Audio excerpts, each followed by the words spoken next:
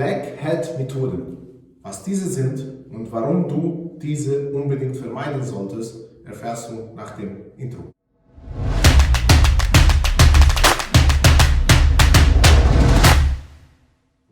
Hallo und herzlich willkommen zu diesem neuen Video zum Thema Amazon FBA. Mein Name ist Buches. Falls du mich nicht kennst, schau unbedingt meine weiteren Videos auf meinem Kanal auf YouTube. Da habe ich ganz viele Videos rund um das Thema Amazon, Interview, Seller, wie die erfolgreich geworden sind, und erkläre dir auch ganz viel aus meiner eigenen Erfahrung, dass du erfolgreich auf Amazon sein kannst. Aber heute geht es um ein heikles Thema, und zwar Black Hat Methoden. Ja? Das bedeutet ja der magischer Hut. Ja, viele denken, man kann mit Hacks und Tricks tatsächlich Amazon tricksen. Und ich sage dir eins: Lügen haben kurze Beine. Ja, das ist genauso im wahren Leben, dass irgendwann die Lügen rausfliegen. Genauso ist das halt bei Amazon. Ja, es gab jetzt eine neue Änderung vor einigen Monaten, dass Amazon eine neue Richtlinie im Bereich Verkäuferperformance hinzugefügt hat. Und zwar, das ist die Bewertungen. Das heißt, wenn du schummelst im Bereich Bewertungen, da kannst du da gesperrt werden. Ich habe auch ein Video zum Thema hochgeladen auf meinem Kanal, verlinke ich dir auch gerne am Ende vom Video. Was bedeutet Schummeln bei den Bewertungen? Ja, das heißt, du hast angenommen diesen Stift jetzt eingestellt auf Amazon und bittest deine Freunde zum Beispiel, dass sie das Produkt bewerten. Davon rate ich definitiv ab, denn sowas kann immer rausfliegen, egal ob du die Freunde besuchst oder wie auch immer. Amazon speichert alle IP-Adressen, das heißt, irgendwann fliegt das raus. Des Weiteren gibt es Portale, wo du Bewertungen kaufst. Da ist Amazon selbst unterwegs, Mitarbeiter von Amazon selbst unterwegs. Da sind deine Wettbewerber da unterwegs und können dich melden. Das heißt, sowas kann auch rausfliegen. Bitte die Finger weg von sowas. Ich habe tatsächlich in dem Video erklärt, wie du sauber arbeiten kannst. Das heißt, du kannst mit E-Book-Methoden arbeiten, du kannst an E-Mail-Adressen sauber drankommen.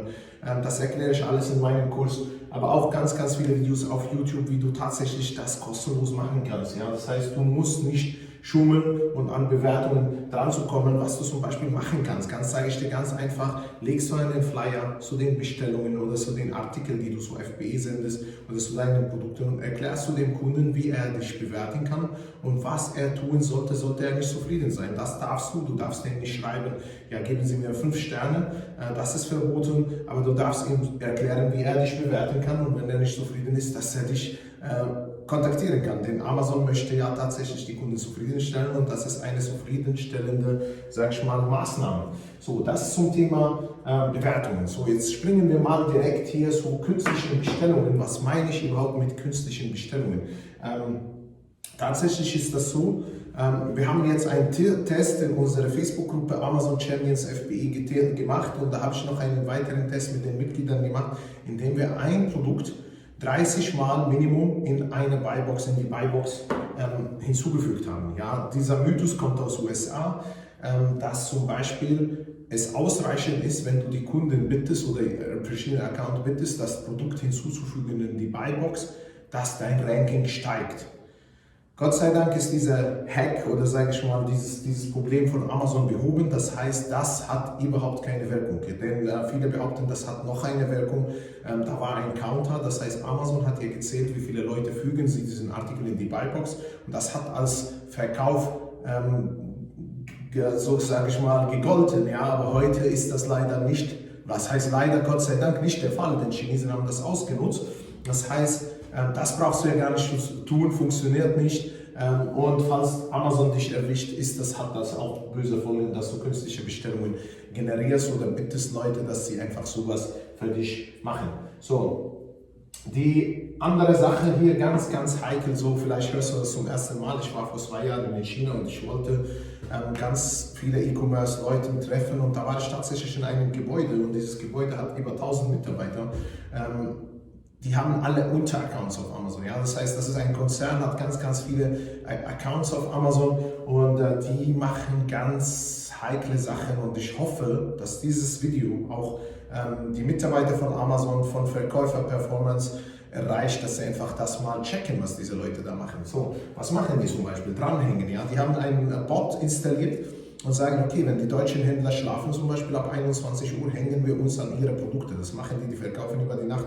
Und dann sagen die, ja, da lacht er sich tot, diese Programmierer, und sagt mir, ja, wenn die aufwachen, dann schalten wir uns ab. Und als deutscher Händler bist du immer, hast du es schwierig, das Ganze zu melden. Denn wenn du das melden willst, dann sagt Amazon, da hält sich ja keiner dran. Deswegen musst du ganz viele Screenshots machen. Was am besten funktioniert, ist tatsächlich diesen Händler anzuschreiben und sagen, hier, das geschützte Marke, wir haben dich erwischt, mach das bitte nicht mehr, sonst hat das Maßnahmen.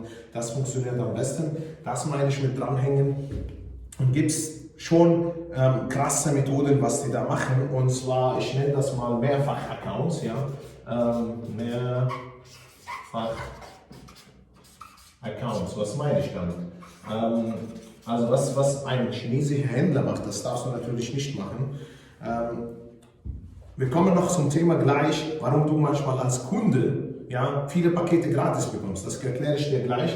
Aber Mehrfach-Accounts, was bedeutet das? Ein Chinese sendet zum Beispiel 100 Stück von diesem Stift zu Amazon mit einem Account. Macht er das gleiche mit 3 Accounts. Er fährt mit der Werbung hoch seine Asen und er macht Minus vielleicht mit 9 Accounts, dem ist egal. Und mit dem 10. Account macht er Plus. Das heißt, er lässt diese Accounts gegen die Wand fahren und dann hat er am Ende eine Asen, einen Topseller, mit dem er das mit Profit verkauft. Logischerweise solltest du das nicht machen, weil Amazon deine IP-Adressen speichert. Wie diese Chinesen das machen, über VPN oder wie auch immer, Tunnel, das ist noch fraglich. Ich hoffe, dass dieses Problem auch bald gelöst wird, dass sowas nicht passiert, dass sie einfach ihre Asen ganz hoch pushen. Ja? Jetzt nochmal viele haben mich gefragt, was hat das an sich, dass wir als Kunden Pakete gratis bekommen. Was machen überhaupt diese Leute noch? Ja, das sind diese künstlichen Bestellungen. Was meine ich damit noch? Die nehmen eine alte Datenbank, zum Beispiel von Adressen. Jetzt haben sie deine Adresse, du hast irgendwas bei einem anderen Chinesen gekauft, jetzt haben die deine Adresse. Jetzt nehmen sie ganz viele Kreditkarten. Das ist nicht schwer in China, Kreditkarten zu beantragen. Bei einer Bank kannst du bis zu 100 Kreditkarten haben. Und dann machen sie über ein System, über einen Roboter Bestellungen quasi für bestimmte Produkte auf deine Adresse. Du hast damit nichts zu tun, du wirst nichts bezahlen. Der einzige Sinn dahinter ist tatsächlich, diese Produkte einfach im Ranking hoch zu pushen. Ja? Das heißt, die generieren künstliche Bestellung, um diese Produkte hoch zu pushen. Ganz gefährlich. Wenn du das machst in Deutschland und Amazon dich erwischt, bist du, garantiere ich dir, lebenslang gesperrt. Ich weiß nicht, weshalb sie nicht gesperrt sind, aber es kann auch sein, dass Amazon sie sperrt, aber es sind ja Milliarden, es sind sehr viele Milliarden in China und heute ist eine weg, morgen kommen 7. Von daher, das kann das Problem sein. Ja? Das heißt, das ist Geschichte noch mit Mehrfach-Account, künstliche Bestellungen und ja, was machen die noch? Ja? Die hängen sich einfach mit mehreren Accounts an eine Asen, um, sage ich mal, auch das Ranking zu beeinflussen. Denn das Dranhängen an einer Asen, wenn der Preis gleich ist, da teilt sich tatsächlich die Buybox. Ja? Wenn du zum Beispiel No-Name-Produkte, du hast deine Marke nicht geschützt, das heißt, die hängen sich dran mit mehreren Accounts, obwohl das nicht erlaubt ist. Das ist auch absoluter Verstoß gegen die Richtlinien von Amazon, denn die Buybox teilt sich auf die verschiedenen Accounts und die wollen dadurch zum Beispiel, wenn 5 Händler an einer Asen dranhängen, dann hängen sie zum Beispiel 5 Accounts von ihren Companies quasi auf diese Asen, dann haben sie einfach die Chance, bis zu 50% die Buybox zu bekommen, sollten sie die gleichen Preise haben. Warum das alles illegal ist? Ja, es gibt ja bei Amazon eine Abteilung und wie heißt denn diese Abteilung? Die heißt Verkäufer-Performance. Du hörst ja an sich, das Ganze ist halt dubios, das darfst du ja nicht machen. Das heißt, diese Verkäufer-Performance, was ist das? Das ist die Polizei bei Amazon. Ja, das heißt, wenn du dich anlegst mit diesen Leuten, dann hast du ein Problem. Und woher weiß ich das? Ich wollte tatsächlich mit diesen Leuten mich mal einmal treffen. Da kamen sie einfach mit versteckten Schildern. Das war ja mein ehemaliger Geschäftspartner, August Kroll. Da sagte, komm, lass uns mit denen reden. Ich sage, ja, was willst du mit denen sprechen? Wir wollten tatsächlich erfahren, wie sie so ticken. Ja? Sie sagen, das ist eine komplett getrennte Abteilung bei Amazon. Und das ist tatsächlich so. im Straßenverkehr kannst du 55 fahren, 60 fahren, wenn du nicht erwischt wirst, ist kein Problem. Ja? Das heißt, keiner hat von dir ein Foto gemacht, das ist ja kein Problem. Bei Amazon ist das so, dass diese Abteilung dich immer erwischt. Ja? Das heißt, halte bitte die Finger weg von sowas. Und ich habe in den letzten 12 Monaten schon über 140 Accounts von Händlern oder geholfen, tatsächlich die Accounts freizubekommen. Was waren die meisten Gründe, weshalb diese Accounts gesperrt waren? Viele zum Beispiel hängen sich an Markenprodukten, die sie nicht besitzen und hängen sich nicht ab, obwohl Amazon sie einmal verwarnt hat. Ja? Das heißt, viele behaupten, ja, Amazon sperrt uns ohne Begründung. Das stimmt definitiv nicht. Ja?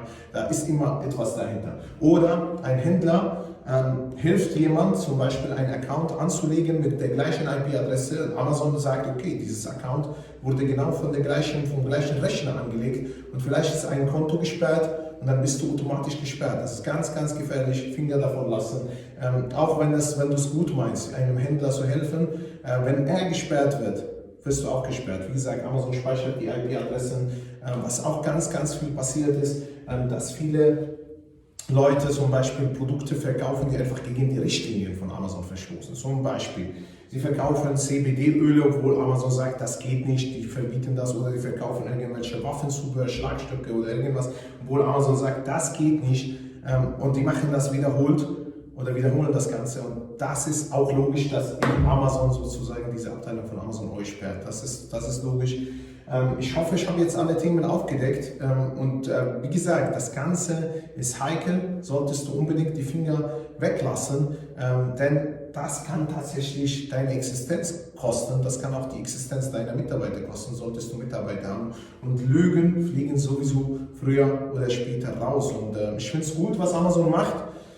Eine Sache, was ich nicht gut finde bei Amazon, ist tatsächlich die Kommunikation zwischen Händlern und Amazon selbst. Ja, das heißt, Amazon ist das freundlichste Unternehmen der Welt, wenn es im Bereich B2C-Kunden, aber im Bereich B2B, da hoffe ich tatsächlich auf mehr Rückmeldungen, mehr Freundlichkeit, sage ich mal, im Bereich Händlerbeziehung zu Amazon. Ich weiß, dass ganz viele Leute schummeln, aber es gibt tatsächlich faire Händler, die manchmal betroffen werden. Und ich hoffe mir tatsächlich von den Mitarbeitern von Amazon, sollten sie dieses Video sehen, tatsächlich, dass sie einfach die E-Mails nochmal lesen, auch wenn Plan of Action sozusagen geschrieben wird an Amazon, dass man tatsächlich auch überlegt, das sind Händler in Deutschland oder irgendwo in Europa, die Existenzen haben, und die haben nicht unbedingt das halt böse gemeint, wie auch immer, sollten sie zum Beispiel an falsche Blasen dran gehängt haben oder vielleicht Markenrechtverletzungen, solche Sachen, wo man das einfach gar nicht weiß. Das heißt, Fehler passieren, wenn der Kunde oder der Händler das zugibt und natürlich auch proaktiv das entschuldigt, hoffe ich, dass das